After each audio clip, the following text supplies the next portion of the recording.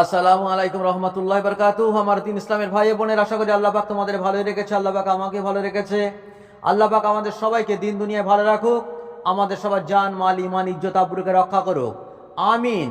আজকে তোমাদের শোনাবো রাসূলুল্লাহ সাল্লাল্লাহু সাল্লামের 23টি মূল্যবান বাণী। আশা করি তোমরা শুনবে ইনশাল্লাহ। আউযু বিল্লাহি মিনাশ শাইতানির রাজিম, বিসমিল্লাহির রহমানির রহিম।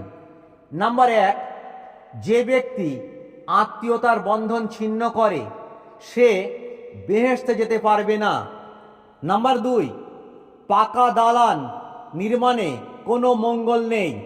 নাম্বার 3, মানুষের মধ্যে সেই ব্যক্তি উৎকৃষ্ট যে মানুষের উপকার করে।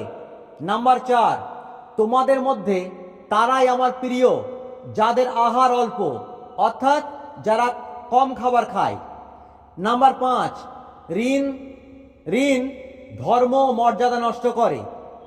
নাম্বার 6, বিপদে ধৈর্য ধারণ উপাসনা বিশেষ। নাম্বার 7, ভদ্রতা বিনয় ইমানের 2টি শাখা।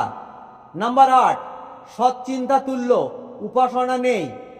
নাম্বার 9, মুমিন আত্মভোলা ও মহৎ ব্যক্তি, পাপী সতর্ক কৃপণ।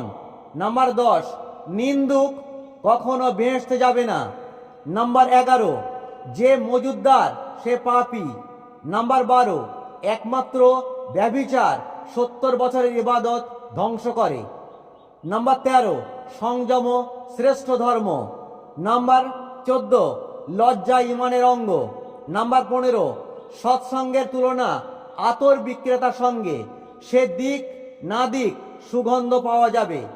নাম্বার 16, মহৎ ব্যক্তিদের সঙ্গে বাস করো, জ্ঞানীদের কাছে শিক্ষা করো এবং দার্শনিকের সাথে মিলিত হও। নাম্বার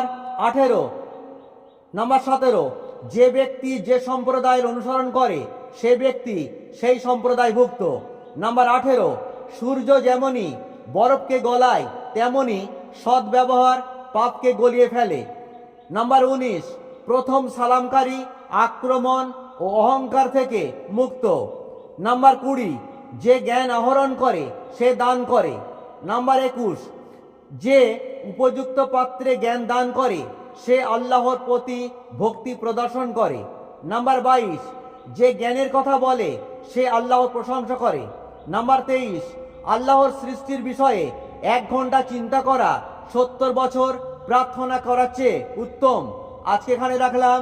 আসসালামু আলাইকুম রহমতুল্লাহ ওয়া বারাকাতুহু।